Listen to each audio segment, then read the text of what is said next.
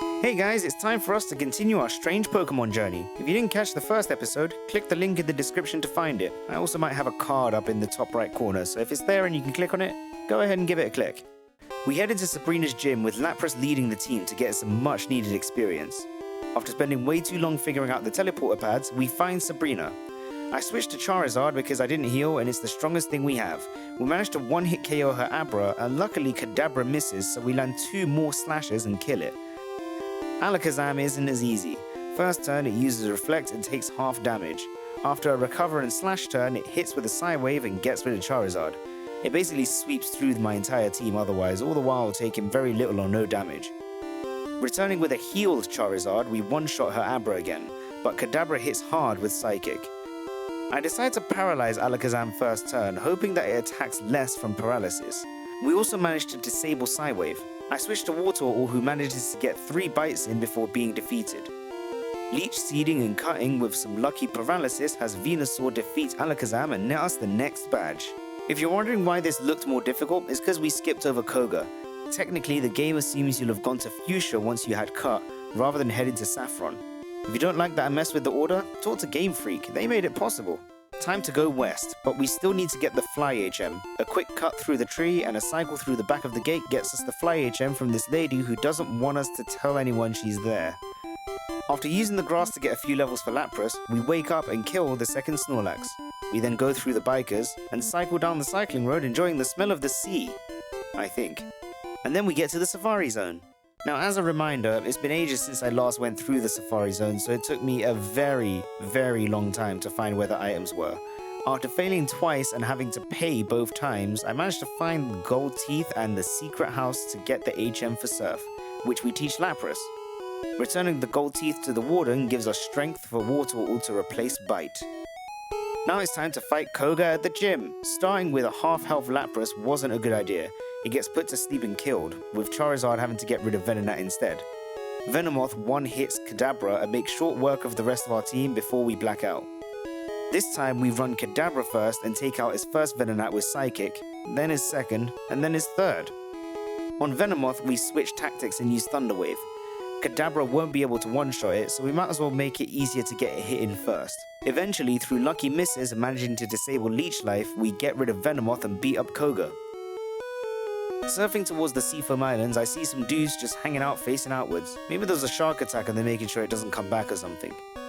We get to the islands and start a very important journey of pushing blocks around to solve puzzles that I still find difficult after 20 years. Pushing more blocks around to solve puzzles, getting lost in exactly the same place after 20 years, accidentally fighting Articuno instead of the exit, killing it, and then coming out at the entrance that I just came in from. I've literally never gone through these islands before. Just as I was about to give up and use Surf from Pallet Town, I somehow figured out the path and ended up on the other side. I'm not actually even joking, this is the first time I've actually gone through the islands. Normally, I just go to Pallet Town and surf south because at least it's easier for me to figure out and I can't mess it up. After defeating some more trainers, we eventually get to Cinnabar Island. Once we're there, we have a quick heal and get some shopping done with our immense wealth. Pokemon Mansion is difficult for me to figure out. As a kid, this was somehow easier for me than Seafoam Islands, but I'm not 100% sure why. Wild Raticate and Grimer show up, give me some great stat experience for my Pokemon. It takes me a bit of time, but after managing to find the sequence of switches and places to fall down, I find the secret key that unlocks the gym. Blaine's gym involved answering questions to skip the trainers, so, of course, I answer all of the wrong to fight all of the trainers. We eventually get to Blaine, complete with his tasty meme of having Burn Heal. I am by Annie. Blastoise takes down Ninetales with a few water gun turns, not even taking any self-damage with confusion. Lapras 2-shots Rapidash with Surf. This is a Lapras that's 13 levels below it, by the way. This is why it's in my team, and why I didn't pick up a fighting type. Arcanine is a little bit too much and kills Lapras, but I still got a Surf in. Blastoise survives and kills it with 2 more water guns, and that's our second to last badge. We head up north from Cinnabar, head through Pallet and Route 1, and into the Viridian City Gym. After some spinning, and some more spinning, and then defeating the Karate King, and then spinning again, we get to Giovanni. Dugtrio hits me with Sand Attack and I miss with Mega Drain. I managed to get one in, but not with enough HP left over to be able to hit another one. Switching into Charizard to avoid the Sand Attacks, a Slash manages to get it down. Persian, after using Double Team, slashes Pikachu and kills it instantly. Lapras manages to tank out for long enough and takes it down, but with a lot of damage. Kadabra gets a Psychic in for Nidoqueen, but doesn't one-shot it. As a result, Kadabra gets down with an Earthquake. Blastoise takes it down with Strength, luckily. Nidoking almost goes down with a Dig, but hits with Thunder twice and manages to kill Blastoise. Charizard comes back and outspeeds the Nidoking, luckily managing to get the final slash in to get rid of it. A single, 4 times effective Stab Surf manages to get Rhydon down, that Lapras somehow manages to be faster than, being 16 levels lower. Giovanni needs to do better as a gym trainer. Next is Butts as we head to the Pokemon League. 3 Mega Drains get rid of Sandslash. Charizard deals with Execute, Lapras deals with Ninetales, Pikachu does with Cloyster, and my Kadabra wins in the Battle of the Kadabra. Pikachu slams the Imposter Electric type, and now he's out of our way. Stupid Butts. I show the badges to the guards, including some that can somehow do their job by eternally floating. Strange.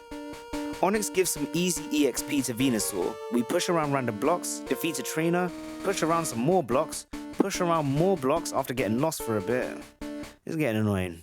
I hate strength. Find the exit after way too long, figure out this stupid statue puzzle, and get to the Indigo Plateau. There's more shopping for us here, including some revives and full restores so we can heal in between battles. The only thing to be careful of now is our PP. Lorelei is first. Pikachu doesn't one-shot Dugong, which is a problem. We needed our Pikachu to be our sweeper, so this is instantly a difficult battle. Cloyster's Spike Cannon deals with Pikachu, but we eventually get it with Venusaur, who later gets destroyed by Slowbro. Charizard deals with Slowbro, who later gets done by Jinx. Blastoise deals with Jinx, and somehow gets rid of Lapras for us after our Lapras sends it to sleep. Lorelei almost destroyed me just because Pikachu wasn't as strong as I thought. Luckily, I don't need Pikachu for the rest of this. Bruno's next, but leading with Lapras should give us a way easier fight. Surf cuts through Onix, Kadabra deals with Hitmonchan and Hitmonlee with one shot, and Venusaur deals with the second Onix. Charizard solves Machamp just so that we have to do less healing and we're done. Agatha is about as easy as Bruno thanks to the balance of our team. Kadabra hits twice with Psychic and deals with Gengar. Pikachu one-shots Golbat, Kadabra forces Agatha to switch out Haunter, then one-shots Arbok and finishes Haunter off. The last Gengar is finished by Kadabra, and that's Agatha. Lance was scary. I forgot that he doesn't start with a dragon, but instead starts with Gyarados. Singing gives me a chance to switch, and Pikachu manages to deal with it. Ice Beam almost one-shots Dragonair, but he uses a potion, so I have to use a second Ice Beam to deal with it. We Toxic the second Dragonair to preserve our now paralyzed Lapras and kill it with Charizard. Aerodactyl almost kills our Lapras, but with a lucky Ice Beam gets rid of it. Dragonite one-hit KOs my Pikachu and Charizard with Hyper Beam, and that's when I thought that this was over. However, through pure luck, Thunder misses and I kill the Dragonite with a single Ice Beam. Why he didn't use Hyper Beam again, I don't know, but yeah, I won. Champion Butts isn't too bad until the end. Sandslash is easy, Lapras puts Alakazam to sleep and then destroys it, Charizard deals with Exeggutor, 2 Thunderbolts deal with Cloyster, and then Blastoise and Pikachu work together to deal with Ninetales. Jolteon was still a problem, and I didn't have anything that would just instantly kill it, so I start with Toxic and Leech Seed to kill it over time. I get a final cut in before Venusaur dies. Jolteon wasted a turn using Thunder Wave to paralyze, which gives Toxic and Leech Seed the time they need to get rid of it, and I become champion! And that's my entire journey. My underleveled team, born purely from handouts from random trainers, managed to defeat the Elite Four with the magic of luck and maybe some tactical training on the way here. I hope you guys enjoyed my challenge. If you did, make sure to leave a like and a comment. Also, check out our other content, and if you enjoy it, subscribe. But other than that, enjoy the rest of your day and stay safe. Bye!